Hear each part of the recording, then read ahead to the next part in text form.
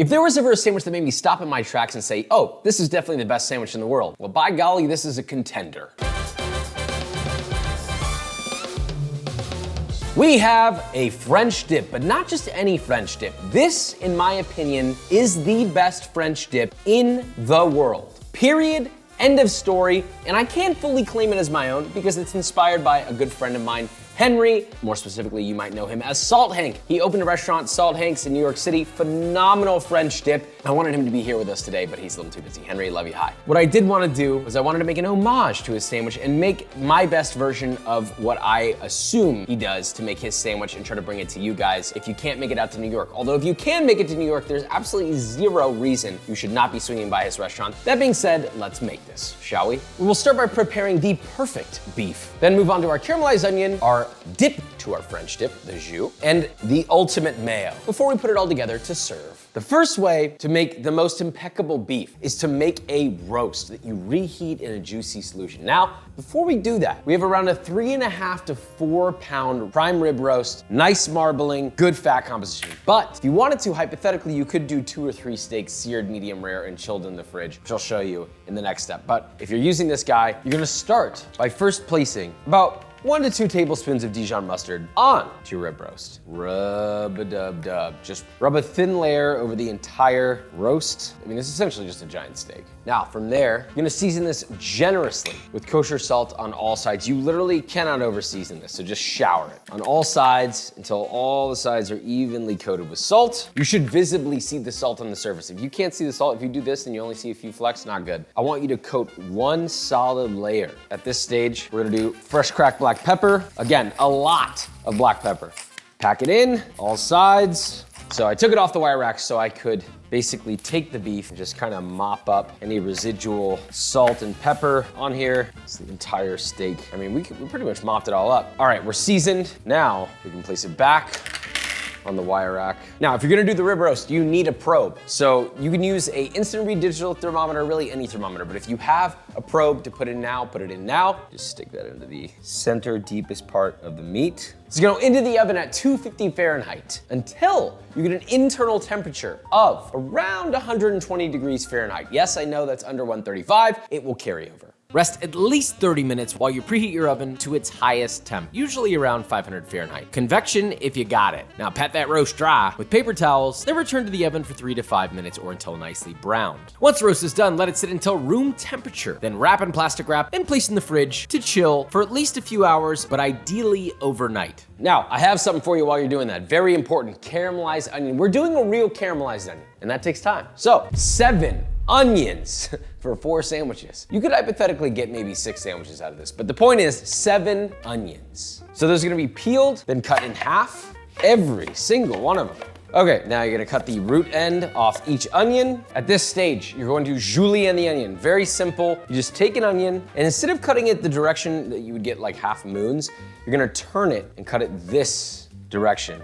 And that will get you what's called a julienne. They look like this. Just do that with all of your onions, please. You can do that with a knife, or you can do it with a finger death trap, which honestly is a little better because you get more even slices and also you don't have to think as much. Like for most people, honestly, this will probably be faster. Yeah, it's a lot of onion. But Josh, that's too much onion. We don't need 7 onions for a sandwich. When I tell you the way that these are gonna shrink in your pan, you don't do 7, or you try to outthink this, you're gonna end up with not enough onions for sandwiches. That's the crazy thing. But it is the most delicious onion you'll ever eat, period. Ugh, God, it does burn though. You're gonna need a really big pot. Get the biggest pot you could possibly find. Okay, this is a 10-quart pot, specifically a rondo. You don't have to have a rondo. You could use a regular 10-quart pot. Just big pot, because this is a lot of onion. This one specifically is from today's sponsor, Maiden, who I've cooked with for years, long before they were a sponsor. They make professional quality cookware for the home cook. It's trusted by real chefs, 4,000 plus top-rated restaurants, and 1.4 million home cooks. It's crafted in the USA, Europe, and Japan, but the thing I really want to put you on today is something that I use all the time. You can see it in our videos. It is the carbon steel griddle and grill press. This This thing is extremely durable. It's built to last and one of the most versatile pieces of cookware that I own. It covers 2 whole burners, so it's perfect for volume, smash burgers, pancakes, tacos. I mean, it can tackle just about anything. It also comes pre-seasoned and it's naturally non-stick right out of the box. I've never had issues with sticking. And obviously, because it's carbon steel, it will become even more non-stick the more you use it. So check out the carbon steel griddle and Maiden's other cookware by using the link in my description to save on your order.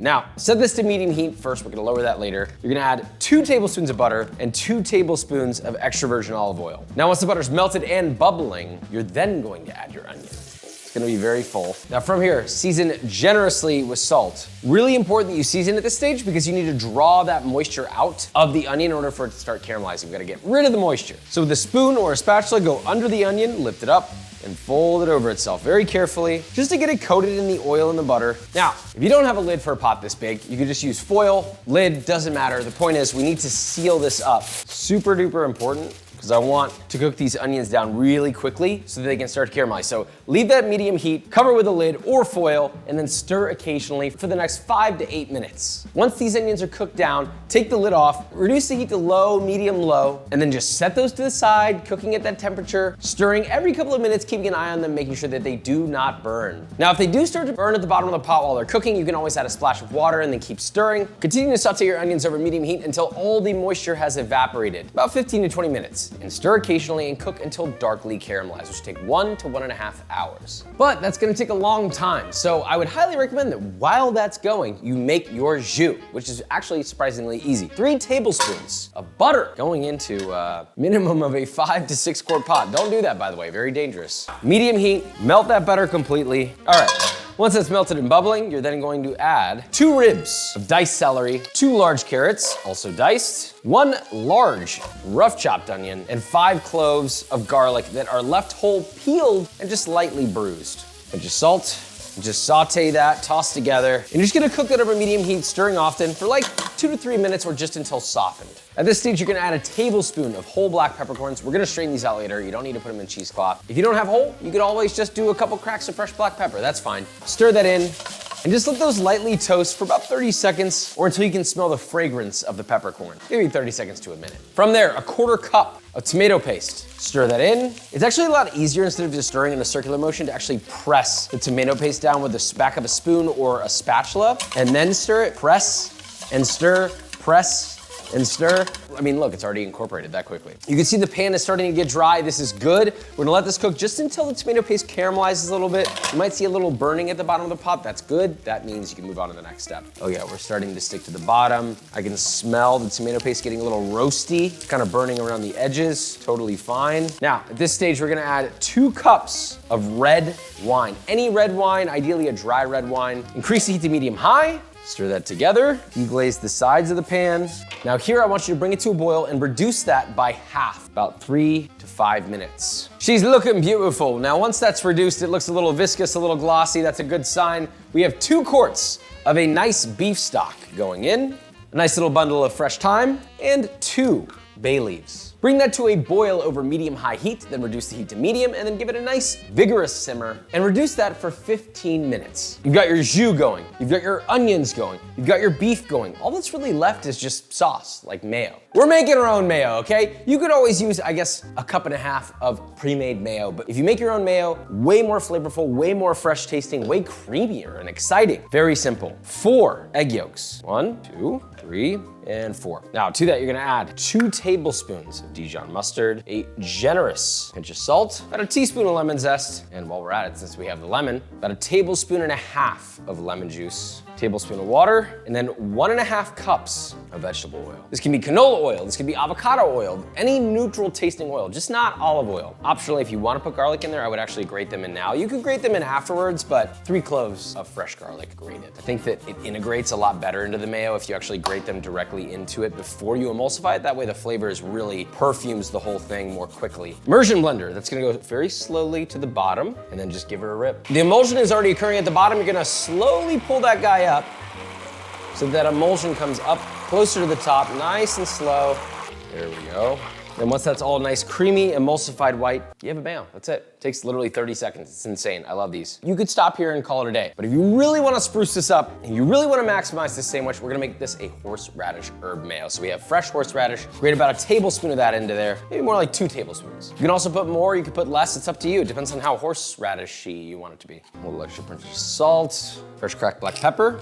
Then last but not least, you're gonna add 2 tablespoons of very thinly sliced chives and 2 tablespoons of finely chopped parsley. We're gonna stir that all together, making sure that it's evenly combined. You have a beautiful herby horseradish mayo.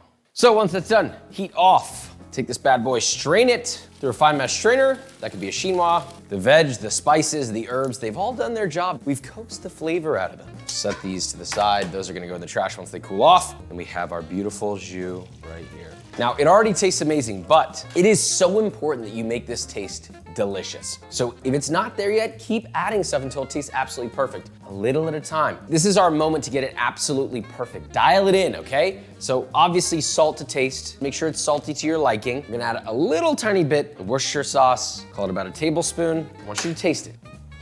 Needs a little bit of salt. Add some salt. There are 2 other things you can add to this: MSG or shiradashi, or a mix of the 2. Add a little at a time, seeing how you like it. I'm gonna start with just plain old shiradashi, a couple tablespoons. You can buy shiradashi online, on Amazon, at Asian markets. It's literally just an Asian soup base. This is like my little secret crutch I like to add to things that make everything taste good. Okay, now we're going somewhere. A little bit of MSG, more salt. Now it's getting interesting. I think just a touch more salt and it's done. That's it. Make it taste good. At that point, you can set this to the side, you can refrigerate this, or you can just keep it warm for when you serve the sandwich. Point is, it needs to be hot when you serve the sandwich. That's all you need to know. We have our rib roast. It's been chilled. Very, very important stage. It's super firm, which will make it a lot easier for slicing. Obviously, the exterior of this may be a little bit more well done than the interior, right? This tiny little 1/4 inch on the outside. That's fine. We're rehydrating it in the jus. That's the whole point. So you need to thinly slice this, as thin as possible. I don't care if you use dang bandsaw if you gotta. Point is, if you have a meat slicer, or if you have a friend who has a meat slicer, or you could go to a deli and have them slice this for you, that'll be the thinnest you'll get it. But it doesn't matter. Just get it as thin as you can, use a knife, get in there, and I really want you to like shave this thing. You see how I'm like just barely working it with my knife? That I would calculate as thin, right? Like this to me is perfect. Like deli meat thin, it should fold over your finger. This on the other hand is too thick. Slice all of that. I'm gonna use a meat slicer, if I'm being honest, I'm sorry. Get over it. Now, if you're using a meat slicer, you're gonna wanna slice the rib roast as thin as possible. I used a #1 setting. It's important that you don't go so thin that you don't get whole pieces. So don't shred the meat here. Last but not least, grab your completed caramelized onions, and now we're ready to assemble. Okay, so for your bread, you can use any bread you want, but I would recommend 2 baguettes, which will make 4 6 to 8 inch sandwiches. You don't wanna ruin the roof of your mouth. So the day before, if you don't want it too crusty, you could wrap it in plastic wrap to soften the outside. Now cut the edges off and cut each baguette into 6 to 8 inch segments. Slice them in half, and then toast your bread in unsalted butter until golden brown and slather both sides with your mayo as generously or lightly as you like. Now, for each sandwich, take some of your sliced beef and dunk in the warm jus, just until it's heated throughout. We'll only take a couple seconds of rolling it around. Then take some of that beef, place it on your bottom bun, spread on a couple tablespoons of your caramelized onions on top of the beef, then top with 2 slices of provolone cheese, and then you can melt this either with a kitchen torch, as I am here, or under a broiler. It's a little easier to do it under a broiler because you can just kind of half assemble all your sandwiches and then toss them all under the broiler for about 1 to 2 minutes or until melted and a little bit toasted on the cheese. Then crown your king with your sauced other half and serve each sandwich with a little ramekin of your hot jus. Wow. I think I'm in love. Give it a dunk into our hot broth. Don't talk to me, I have to close my eyes.